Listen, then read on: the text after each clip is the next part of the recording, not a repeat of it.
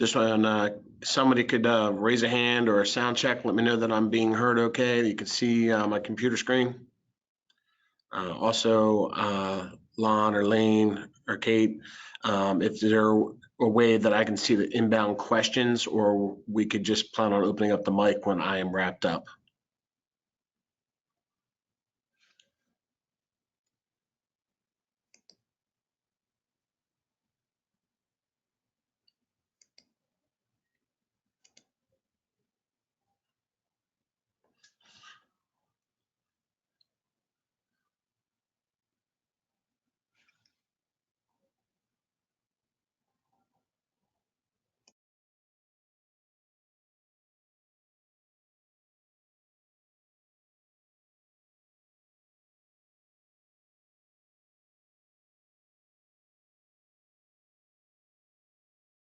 Dave,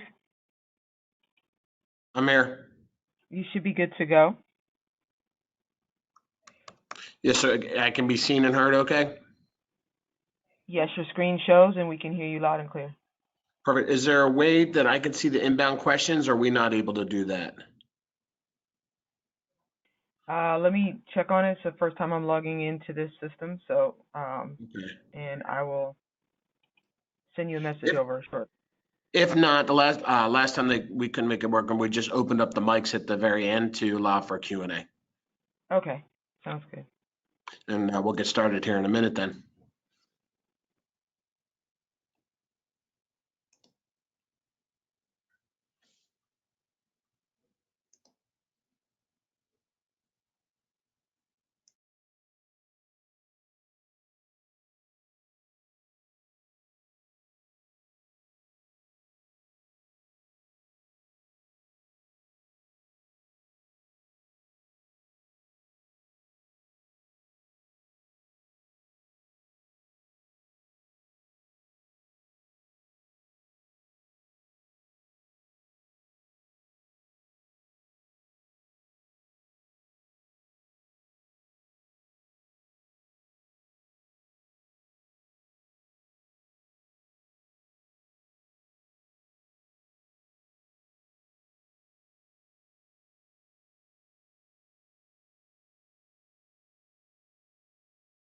Okay, it's 11 o'clock. Good morning, everybody. Hope you're all doing well on this lovely Tuesday, or it's Wednesday morning. I know we're supposed to get some rain here in Virginia, so I know the kids are all worried about whether it's going to rain tomorrow for Thursday. And, if it does, then you know what? Just have to go out in umbrellas out there and get that candy.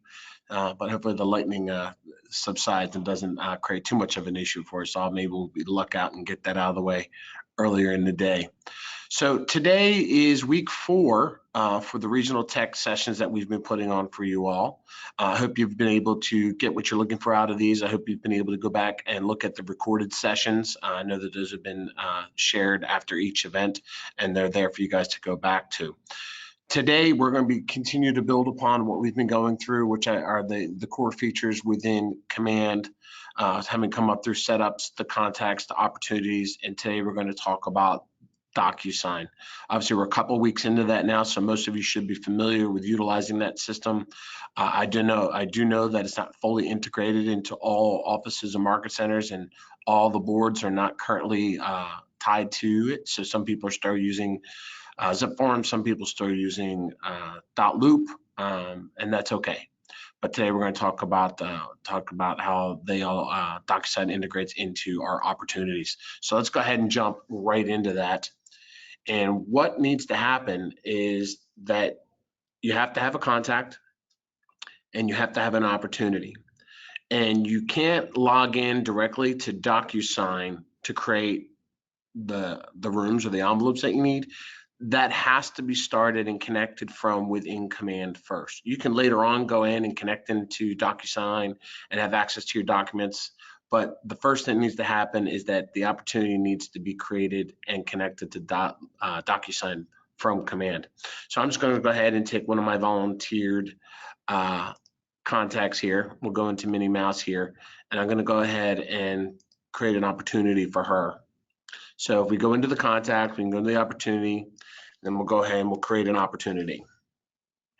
Now let's go ahead and create a buyer's opportunity for her. Okay. Now it's important that you change this right here. This opportunity type defaults to listing every time. And what we're seeing on the market center level is that agents aren't changing this listing type. And what happens is, unless you've created it properly, it creates an issue with how the opportunities are being seen, what default settings are being assigned to it, and what the market center is seeing. So, and you can't really go back at this point and change it from listing to buy it once it's been created. You just have to start all over. So please take a moment to pause when you're creating this and be sure that you're correctly selecting the proper opportunity type. So we're going to go ahead and do a buyer. Minnie Mouse, buyer name here. I don't use custom tags in here as of yet, but I can just put it in that it's a test for today. Okay. Estimated close date. So, you know, when you're taking information or you're starting with a client, whether it's a buyer or seller, you don't know. So you're just forecasting out how long you think that this client will take to close on a property. So let's just put the end of the year here. Again, time frame, so over 3 months. Let's give her a budget of 700,000. Okay. Commission rates, we know that on the street right now we're getting a little bit less than 3. 2.5 is probably standard, but I'm going to go ahead and leave it at 3 just because I'm feeling good today. Opportunity phase. So when you create an opportunity phase, right, with these opportunities, you just kind of saying, hey, this is where we are. This is where, you know, do I need to cultivate this relationship, or am I at the appointment stage, or do I have a buyer broker? So right now I'm going to get the buyer broker. So let's say I'm in the appointment stage and it is scheduled. So I'm going to go ahead and do that. Now, some of the settings are kind of skewed right now where you may not see the full bar, but at the bottom, there's the button that we want to hit to go ahead and hit start and say, save that opportunity. Now we'll be able to go to that opportunity by clicking on the view details button right here, right? You can also go directly to opportunities and access it that way, but we're going to go in through the contact record. And what you will see here is your details for this particular transaction for the opportunity. You've got details, documents, offers, commissions, notes, and timeline. We want to go into documents. Now, documents is going to bring you into the compliance section, okay, for command. Now, I know there's some confusion there, especially for people that haven't seen this yet, but there's 2 things you need to understand. That Docusign, like .loop, is where the library of documents are stored, where they're filled out and created and sent out for signatures, and they're also sent up for broker signatures. None of that happens here inside of command. Inside of command, you're going to see a checklist. This is the compliance list. This is where they go once all the documents are completely signed off, contracts are ratified, and you'll see that they're under a couple of different lists. There's a consultation list, okay? There's the under contract list, and then there's a closed list. So there's 3 different lists of documents. Now these may vary from markets to market center a little bit, right? You're seeing the Falls Church Market Center, right? So we've got our buyer broker agreement, we've got our ABAs, our cybersecurity, useful information. So there's some standard information here, and this is obviously built around a Virginia contract. At the moment, GCAR is not part of Docusign. We're hoping to have that by December, and we will have a secondary list that we can change this checklist from looking like this, which applies to Virginia contracts, to a drop down will allow us to change, okay, to Maryland or DC. So those are being built. If I needed to add a document here, like say if I was under contract and I needed to add the tax record, I can click add a file, and I can either drag or drop from my computer, or if I had connected Docusign to it, then I would say, hey, would you like to load something from Docusign? So we'll see what that looks like here in just a moment. At the top, you're going to see start a transaction. Now, if you have previously connected the opportunity to Docusign, it will say go to transaction, okay? But the first time you're going in to set something up, you're going to go into start a transaction. I happen to have .loop plugged in, but for those of you that are using Docusign, we go in this way here. I have Docusign or a .loop plugged in just because I've been still managing some files and working on some things from the leadership version, but our office has cut and run from .loop, and the only people that are using that right now are people that had files inside of .loop prior to September 15th, and that a few of those that may still have yet to be closed out. So I can now click on go to transaction, and what's going to ask me to do is log into my Docusign account. Right, so I'm going to go ahead and log in with my email and my password. Okay, remember what that is. Right.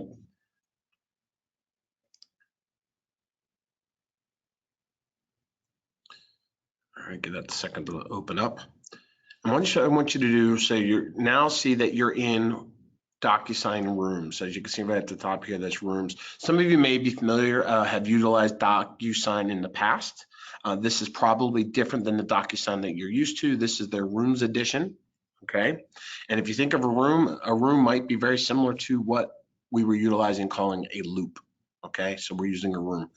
You'll see that it IDs here, buyer, opens up. And now this is going to open up in the documents section, okay? I want you to get in the habit of when this opens up of not adding any documents yet, I want you to go to the details. I want you to go one step to the left, and I want you to come to this details page, okay? You're going to see fields here, buyer, seller. Listen, this is your, again, if you're used to it, this system is your view details data collection page, okay? And if you hit edit here, you can add your information. Now what I do, there's information in the middle of the page that's mandatory, okay? It's gonna ask for an address. So if you're the buyer, put the buyer's address. If you're the lister, put the listing address. If you're a buyer writing a contract, you put the property address, you can do that too. On the right-hand side are the people that are partaking in this transaction. You'll see seller 1, seller 2, listing agent 1, listing agent 2, buyer 1, buyer 2, okay? Buyer agent 1, buyer agent 2.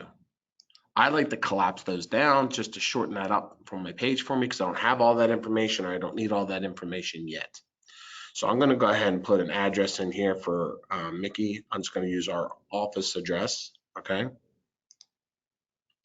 And then I'm going to go ahead and put Minnie Mouse. Now at this point in time, okay, this information is not pulling over directly from the opportunity. So there's a little bit of repetitive nature that needs to take place when we're putting in the information. At a later date, and I don't have the details as to when yet, this will be plugged in and that information will carry over for you. So any information that you have in the opportunity will eventually come over to Docusign Rooms and kind of pull itself over. So let's just go ahead and put her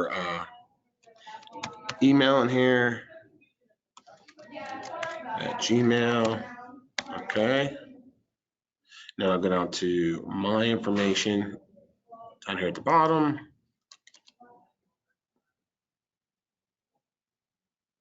Okay.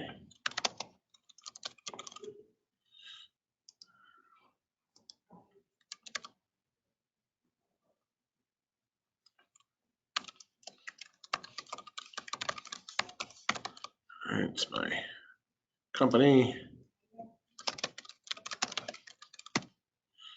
All right, office address, and if I can select that, that will auto-populate because I've been using that, and that has cookied itself in there. So I can go ahead and put Virginia in here. All right, be sure to hit save at the bottom of the page. All right, so we've got the address, which is required to close here. If I don't have an address here and I go to fill out a buyer broker document, it's not going to save properly. So you got to make sure you have an address in here. So I go ahead and save that. Got all this information. Now what I want to do is go to documents. So now I want to add documents to my room. And I go to the add button here. It's going to ask me, how do I want to get documents? Do I want to add them from my computer? Do I want to get them from Docusign, or do I want to get them from ZipForm, or do I need to get them from another drive if I'm storing in Google Drive? So if I had dealing with PDFs or counter offers, I may get them from my computer. But when you're doing document creation, you're going to go ahead and jump and get those from Docusign. Now, if you haven't yet connected Docusign, okay, the first thing it's going to ask you to do is authenticate with your NERDS number. Okay, I've already set mine up, but you're going to want to go ahead. It's going to say, hey, enter your NERDS number here and enter the board that you belong to. Now, if you belong to DAR or FAR or GCAR, they're not currently affiliated. So NVAR is going to get the direct access loops. FAR can go ahead and proceed without adding a ZipForms account, and you'll get ZipForms access. If you need to use GCAR for Maryland or DC, I recommend that you talk to your market center and make sure that you can get on a ZipForms account. If they're offering them, or if you have them, you can get into them that way. But we're expecting GCAR sometime in December. The way this is separated out is into library. So the library will essentially be everything, okay? Then I can say, hey, show me all my MVAR forms. The way that we currently have it configured in our market centers, okay, is that it's chunked out into categories just like we did in .loop. Now, I happen to be on a roster of a couple offices, so that's why you're seeing 548, and then one Falls Church is the one that's unbranded here. But basically for the agents in the market centers, they'll see Virginia buyers, Virginia contracts, landlords, listings, or tenants, okay? And those are your listing or your buyer packets or listing packets or landlord packets that you would need to be under compliance contract buyer brokers agreements with a buyer. Once that buyer is writing a contract, then you would go in and you would choose the contracts folder and pull the documents you need out of there. So first I'm going to go into buyers. Now we need all three of these documents. So I'm going to just go ahead and select those and add them to my room. All right. So give it a second and I'll see those documents right here in my room. That'll refresh for me. Boom, there they are. I could also, if I wanted to, think ahead and say, if I want to go back in here to Docusign, I want to just go ahead and grab my contract docs and say, hey, you know what? I want to go ahead and get my residential sales contract, right? I can search. So there's a search bar. I can search by that, or I can see a list of everything and just check on whatever I need to do. Maybe I need my FHA. Maybe I need my escalation clause. I can add those in there too. All right. If I've added a document that I realize that I don't need, okay, so at this point, I don't really need the sales contract. So when I hover over something, a little circle pops up and I can select. I can also select all, right? Oop, let me go back. I didn't want to open that up yet. All right, go back in my documents. Sorry, jumping around on you a little bit. I'm just going to highlight a couple documents so I can show you some additional features. When I check these boxes, I get this second navigation bar up here. And what I want you to see is that there's archive and unarchive. So if you put a document here that you don't need yet, I can archive it. It's not going to delete it. It's just going to throw it into an archive documents folder. So I can see all documents, okay? Or I can see active documents. I like to work in active documents. So if I go ahead and open up the right to represent document, or if I wanted to open them all up, I can do that. I'm just going to open up this one. What's going to happen is it's going to automatically autofill this document with the information that I added to the view details section. That will automatically pull over. Now, there is some mapping issues right now. If you happen to notice that certain fields aren't filling out like they're supposed to be, like you see here, that the broker information is not pulling across. I know I added that. I did not add an address for my buyer, even though I put it in as part of the transaction, so that didn't pull through here, but that would pull through. But the broker information is not coming through, so you do need to add that to the document. We're aware of this, and we have submitted this in for corrections. What I'm asking for all of you to do when you're working on these documents, if you notice something that is either not assigning properly to a buyer or a seller, okay, or certain fields are not mapping and pulling the information that you've provided in the view details section, please let your MCA or your broker or your tech ambassador know so that they can get that information into the region. We have a pretty good list going right now, but we don't see everything, and sometimes things just get missed. So we do ask that you submit this into your leadership so that they can notify us on our weekly calls. Now, another thing you will not see here that you used to see on .loop are the placeholders for initials and signatures. That happens later as we're working through the document. That's not done here. We don't assign through here. We can't add text boxes or change from here. All we can do is fill out the actual fields that are created on this particular document. All right. So also down here, it should pull some of your information. You can add additional information in here as well. The broker information is not coming in yet. We are working on that. For those of you that are familiar with Shannon, our broker for Falls Church, Kingstown, and Fredericksburg, we'll add her information in here, right?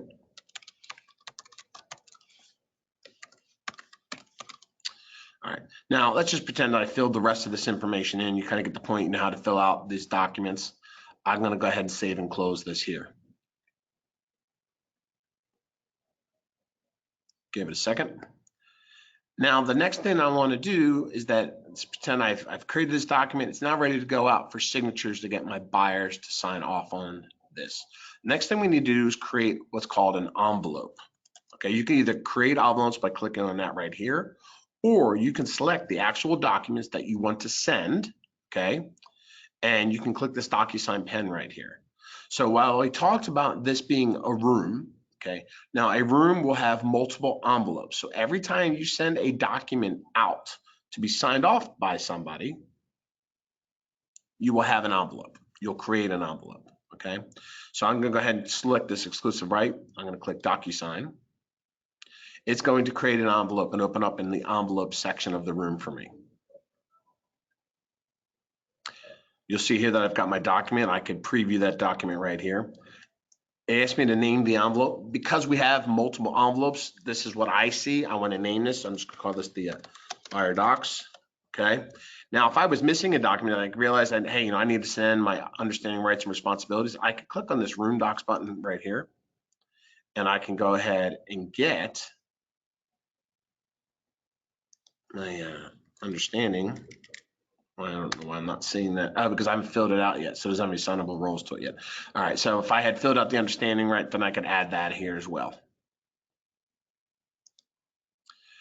At a later date, we'll be able to use templates, which will be like the ABA, the cybersecurity notice. We'll be able to add those templates and pull those in at this point.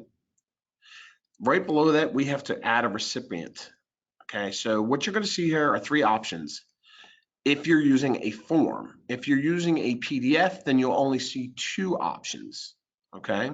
So pre-tagged roles is what we want to use for the forms, because what that's going to do is that's going to open up and say, hey, we know that this particular document has multiple fields that are assignable to different people.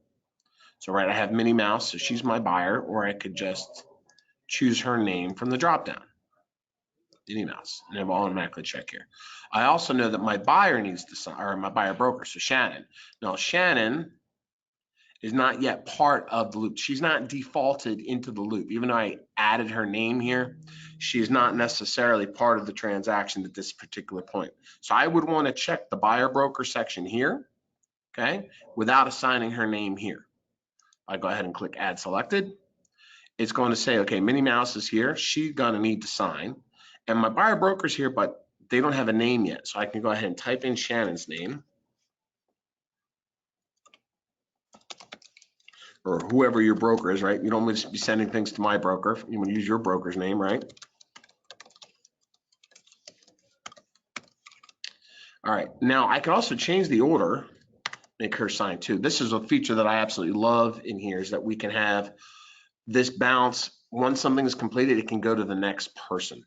So I can have my buyer sign it, and then I can have it automatically triggered to go to my broker, which we couldn't use in the previous platform. We had to submit for review, and it would sign under that platform. Here, it will automatically trigger and go to her if I assign it, right? And under the needs to sign, maybe the third step here, if this was a sales contract, I might have this go to the lender or a title company, and I could just have them receiving a copy, right? Because they don't need to sign or they don't need to view. They would just receive a copy. So but Shannon will need to sign this. Then I would go ahead and create the email that's going to go out. So don't worry about crafting an email for your broker. Craft the email for your buyer. So you might say, hey, this is our buyer documentation. Minnie, as discussed,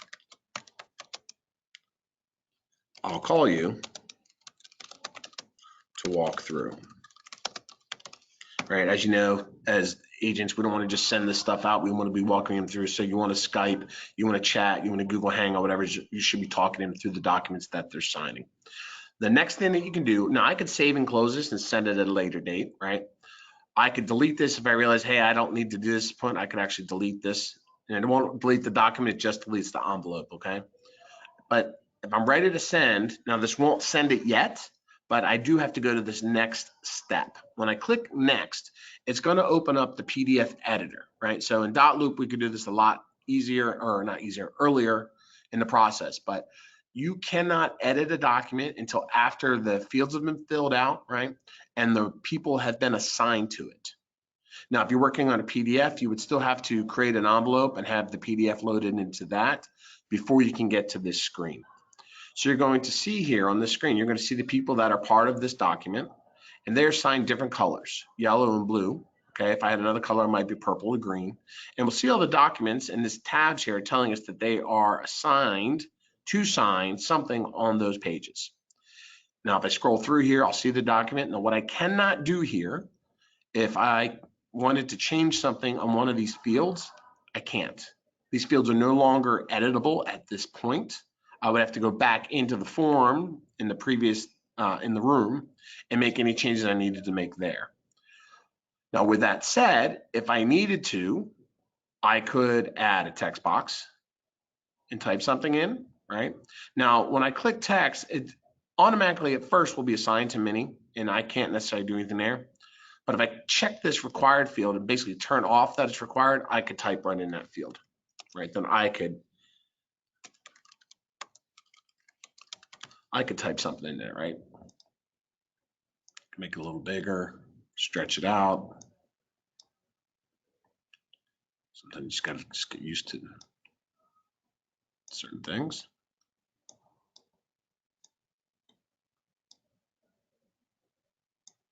There we go. Okay, so I can play with that. I can add an initial if I needed to. I can resize that. Okay, now here's a really cool feature is check this out. So if I copy this, control copy, okay, control C, and say I had to sign it at the bottom, and I hit control V on the next page, it's gonna put that signature field at the exact same spot on the next page. So if this was a PDF that I was editing and I was adding them towards the bottom here, right, initial, then it would allow me to click at the bottom of on each page. It would recognize that I copied this, control C, right? And it'll drop it. It'll assume that I want to put it in the exact same spot. So that's just kind of a nice little feature. I can also do the same thing with initials, signatures. I want you guys at this point to walk through or look through these documents before you hit send, which is in the upper right-hand side. Because as I mentioned earlier, we're seeing some inconsistencies in the fields dropping exactly where they're supposed to be. So I want you just to confirm that all the initial fields are assigned appropriately for your buyers or for the broker before you hit send. If you may find that you need to add an initial or signature field on certain documents, we are seeing a little bit of that they're not all pulling through the way that we want them to at this point. All right. Also, I have these mock-up tools. So if I needed to strike a section out, right, I could actually do that on the document right here. Click on line. I can strike that out. I can copy that, and I can paste. Right. And I can move these around a little bit. If I don't need them, then I can delete them. So you have a little bit more editing functioning on the actual documents in Docusign than you did in .loop. If you remember there, we had to create a copy, make a copy, turn it into a PDF, then we could edit on top of it. Here, you can do it right from the envelope, which is a nice little additional feature. All right, so now let me know that we can mock this up. We verified that all the signature fields are where they're supposed to be. Now I have this participant recipient preview. So I can actually go into this document and I'm saying, hey, I'm looking at this in the eyes of Minnie Mouse. And I can scroll through here and it's going to show me everywhere that she is supposed to sign. Notice the broker's not there yet, but it's showing her where she needs to sign. And I can actually fake it and say, yep, I'm not actually signing as her, okay? But it's walking me through what it would be like if I was. At the top here, I've got the PC view, I've got a tablet view, and I've got a phone view. So you can see exactly what it's going to look like, okay, if I was going to send it out to my client. So that's really kind of cool. So then the next thing I do is that I would hit send, and then it would go out to Minnie.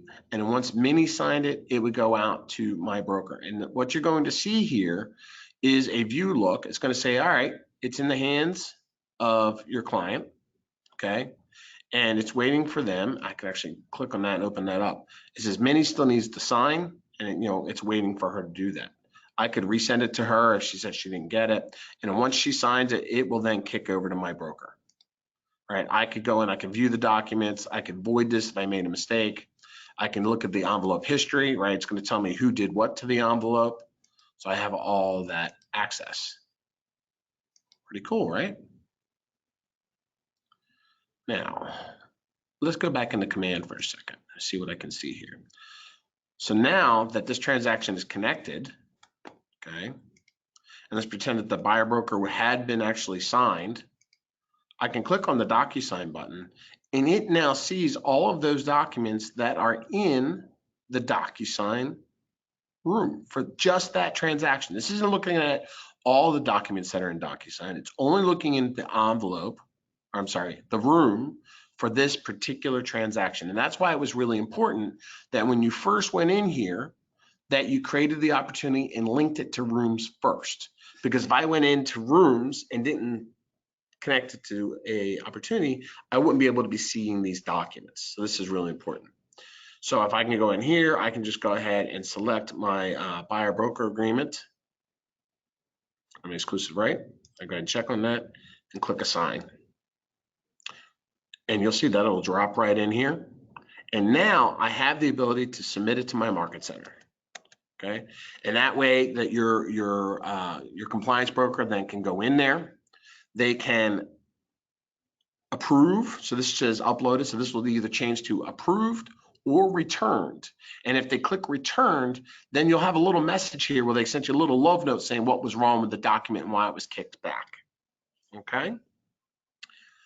Now you'll notice here that everything has a certain place for it. Some people like that. I happen to do because I can know that I'm compliant with everything. Some people are used to bundling everything all together. And when you actually get a finished product from another agent, you may actually have a very large file of documents that are all pinched together. And you'd be like, okay, how do I break those apart? That's a great question. Well, you can't break those apart inside of Command, but I can break those apart inside of Docusign. So if I were to add a document, so if I just go to my computer here and grab a contract, just go to my, just going to grab a contract here.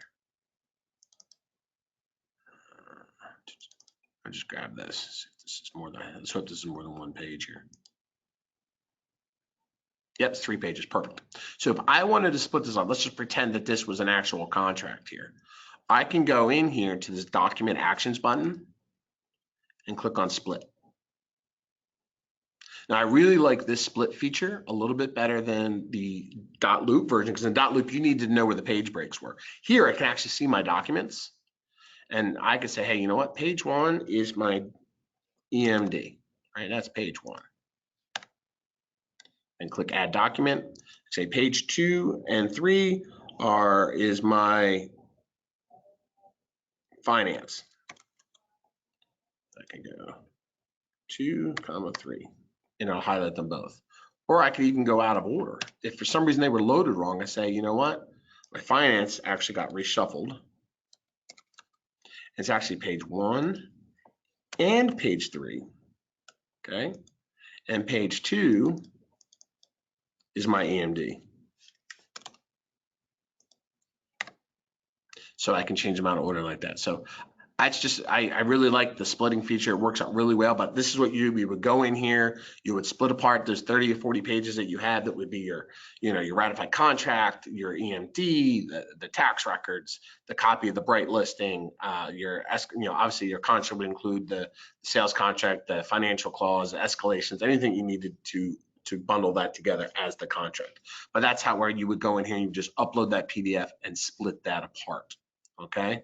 So I just go ahead and when I hit save, I'll see that those will automatically split right inside of the documents tab for the room.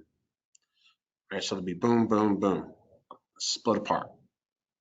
Right now I have 3 because I have the original one, and then I have the ones that I split into 2 documents. I could always archive that, so I'll go ahead and click archive. Now I'll put that into that archive folder here. Now, if this was something where I needed to say, hey, you know what, this was countered, I needed to counter this document. Oh, I don't want to open that. I want to go back to, now again, I know I'm kind of being a little fictitious here. I'm pretending this is an actual contract. Go back to my dashboard here.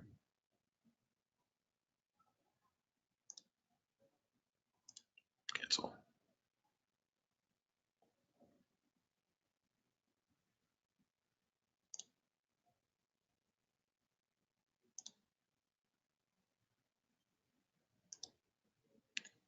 sometimes when you're training and you're clicking and you're talking, you not always on the same page of what I'm trying to do. So I'm gonna give this a second to pause.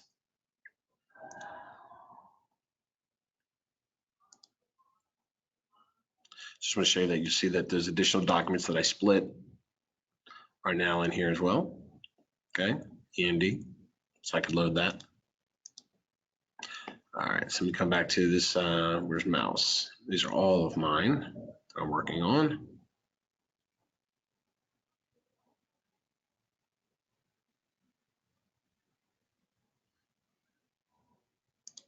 I'm not saying what I want to, sorry. Go back to transaction. Okay, there we go. So if I clicked on this document, if I needed just to edit it and add, you know, like maybe a price change to counter and add initials, then I can just grab that document, go back into my Docusign. It's going to create a new envelope, which I might just call counter at this point, right? Add recipient. Now this time I can only add a room participant or an email address because there's no predefined roles because this is just a PDF. So if I go room participant, then I can go to my drop down list, say, hey, I know that Minnie's going to need to sign off on something in here. So add her as somebody that it's going to sign. I would add her email. I would then go next to mock up the document in any way that I needed to for her, maybe a price change or a term change, right? Where I might just add a text box and say, you know, the price is now going to be $725. I know I'm doing some top of a tax record, but for the training purposes, I think you get my point. I would add her initial, put it right next to it, and then I would send it off to her for her initials.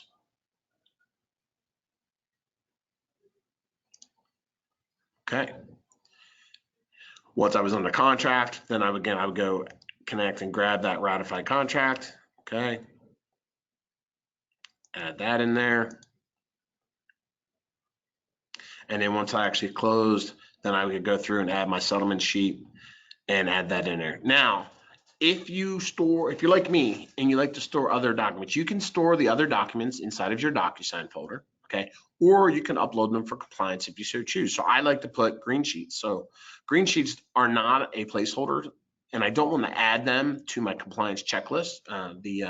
The brokers don't want to see additional documents as an add item on that checklist if it doesn't apply. Then maybe it's an addendum that needed to be added. If there wasn't a place for the addendum, that's fine. Go ahead and add that. But if it's something like the green sheet or your home inspection, I might just create a custom folder. I'll call this miscellaneous, create folder. Go to the miscellaneous folder. I can add a document from my computer, okay, browse my documents, and then I might just go ahead and grab a green sheet, okay, add that. Document type, this is just a other document, right? And it's just my green sheet.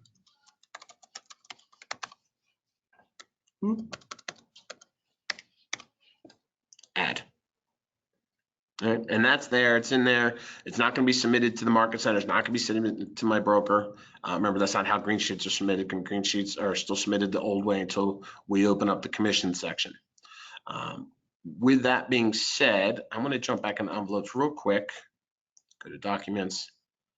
If I wanted to add documents from zip forms, okay, then I could do that here too. Now I don't have a zip forms account, so it's not going to let me do that. But if I was using zip forms, I could literally go right into zip forms. I could get any of the documents that I need. The first thing, zip forms, there's a zip forms cover page, profile page, where you can put all of your information just like you could under this view details section. You got to have to do both. You have to do details here, even though you're using zip forms, because when you're sending documents from here, it needs to be able to see the emails that are attached to your clients here in the details page. You want to use the zip forms details page for it to autofill the zip forms documents. So I think if you're using zip forms, you kind of understand how that functions, but you do see that there's a direct connect that I can access zip forms documents right there and merge those two accounts. Okay, with that, that's the compliance piece.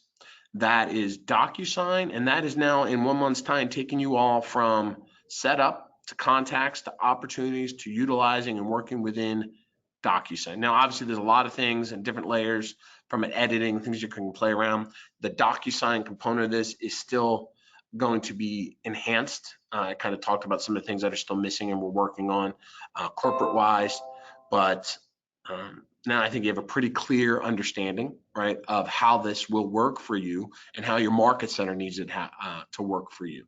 So I'm going to go ahead and go to the Q&A portion of this section and see what we have for questions. All right.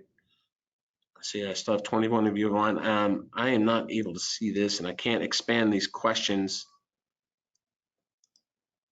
I can't make this bigger.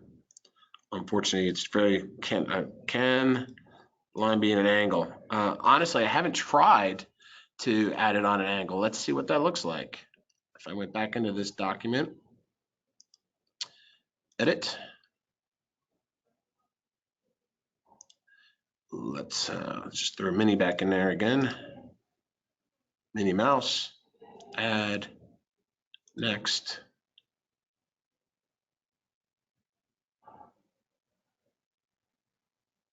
I'm gonna lean towards yes, because I think I remember there being a drag line there. Let's see. Yep, look at that. So I know also some of this is great because this was a feature that some of you have been looking for that we didn't really have. So if I needed to have multiple lines, right? If I needed to do, so let's do this. Delete.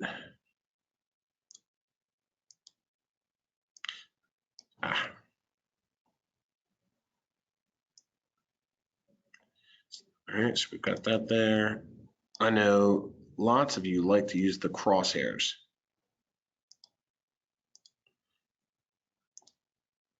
I hadn't really played around with this to think of it this way, but look at that. Now we can add crosshairs, which was really hard to do inside of .loop because we couldn't angle. So how's that? So yes, you can add them via angles.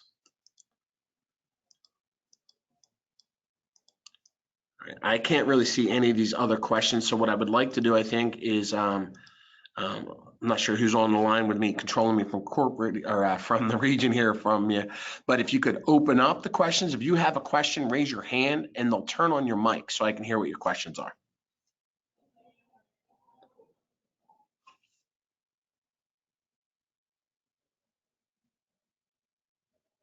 So go ahead and raise your hand.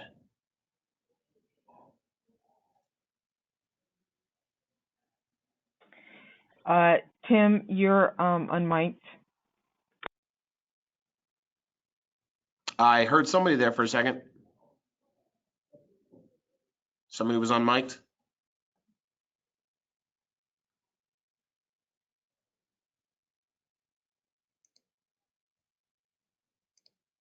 Ah, look at that. Okay, Mary Nutter is unmiked. Hi, Mary.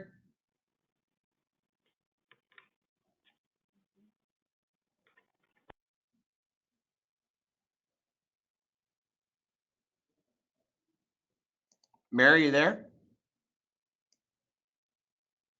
They do have to unmute themselves if they have muted themselves. All right. Well, while we're waiting for Mary to, I found out I can open these questions up a little bit better. All right, so I covered the question about can the line be at an angle, so I think we checked that, right? It shows all files in the room, including the ones that are archived. Your client won't see the archived ones. If you've added them to the room, they'll only see what was shared with them like they did in .loop. I can filter between archived and unarchived by toggling back and forth in that. Actually, if I just go back here. All right, let's drag this down.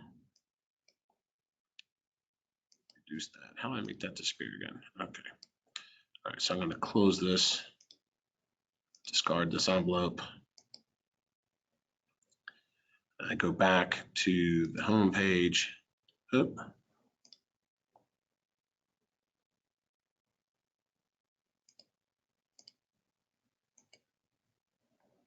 I look at the documents. The question was, can I see all documents? So I can see all documents unless I've archived them. Then I can look at the archived documents, or I can see all documents, which is everything I've archived and unarchived. And one thing you're not seeing here, because I didn't send anything out for signatures, is that when something's been signed, it'll go from form, okay? And then it'll say signed. It'll be a green checkbox. And this leads to another really good question, is that I can't add more than one form of the same document. So if I have multiple addendums that I'm working on, okay, I can only have the addendum added to the folder one time. And this form, I can go in and edit and sign and send, and once, or send, then have it signed. Once it's signed, I've got that copy. If I need to do another addendum, I go into the one that I previously created as the formed document, edit and change it out, make that version 2 by sending it out again, and then have another document. So you can only have one version of a document in each one of these. So that covers that. All right, so that's that. The agents cannot submit on big file for compliance review. I'm not sure on that question there, Tom. Can you, or Tim, can you elaborate a little bit more about submitting on big file for compliance review? Not sure. Can you delete an initial box if you put it in the wrong place? Yes. So when I was in that box, Mary, when I was on that editing screen, I could literally just click on it and click the delete button, or I could drag and move it. It's not permafixed to that. Now, once it's been signed, no, I can't do anything with that. But once I have, when I'm affixing the initials or signatures, I can just drag and move those around. Okay, any other, who's got more questions? You know, I figured out how to open up the chat box here, or the question box. I don't see any other questions in queue. Are there any other hands raised? Anybody has some verbal questions I want to talk to me about?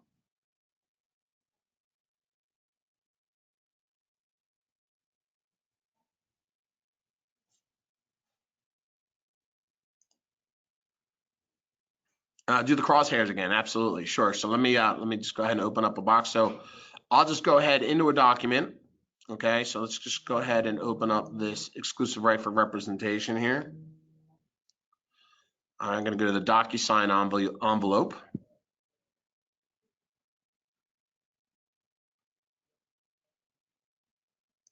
All right. Come back to that question in just a second. So I'm going to go ahead and I have to make sure I assign somebody first. Next, let's go ahead and put Minnie in here. Add. I'm going to go to the editor screen here.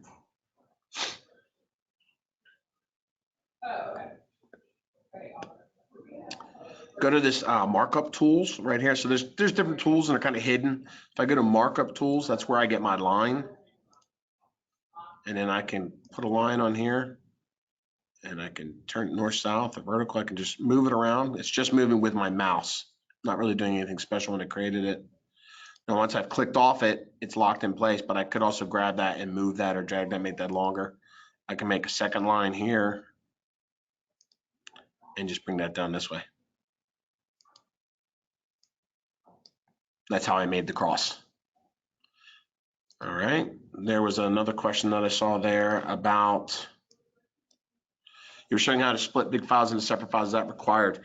It is required on the compliance side. It's not required on the Docusign side, but it's required here in compliance, because in compliance, our market center anyways, has them split out by document, buyer agency agreement, ABA, cybersecurity notice. And what would happen if I added a file here as the buyer broker agreement, I just loaded that one big chunked file, my broker wouldn't be real happy and she would return that back to me and say, you need to break these out. Because you can't expect your compliance broker to go back in there and looking for every single document. This way they can get a bird's eye view. They can see you have all the documents that you need to have, and they can just go through each one of those and make sure that the signature where they're supposed to be. So yeah, so in our market center, splitting up documents is required because that's how they are in the compliance checklist. Different market centers, different rules, but that's the rules that we're playing by right now. Anybody else? And we ran a little bit long today. I kind of expected to, and that's okay.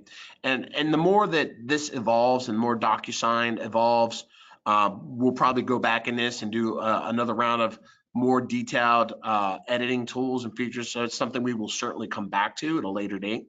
But I think on the surface, you're getting a pretty good overview of what you're looking for here. All right, I got a question flashing here. All right, oh great, thanks Tim. I'm glad you got what you're looking for. All right, no hands raised at this time. No more questions in the question bank. So with that, I'm going to go ahead and cut this off. The recording for this will be up shortly. Next week's session, we're going to be going into the websites. I didn't want to get into that when they launched them last week or this week. I wanted to give some time to work through the rollout challenges that we do tend to have when we're rolling out things for 180,000 people. But we're going to go into deep. It's a great breaking spot from the first 4 weeks to jump into websites. So that's what will be coming at you next week. Not sure if it'll be me or Cheryl or Kyle, but one of us will be talking about websites next Wednesday. I will be presenting with some people at the Masterminds Clinic next week. So I hope to see some of you all there. Have a great day, and I'll talk to you all soon.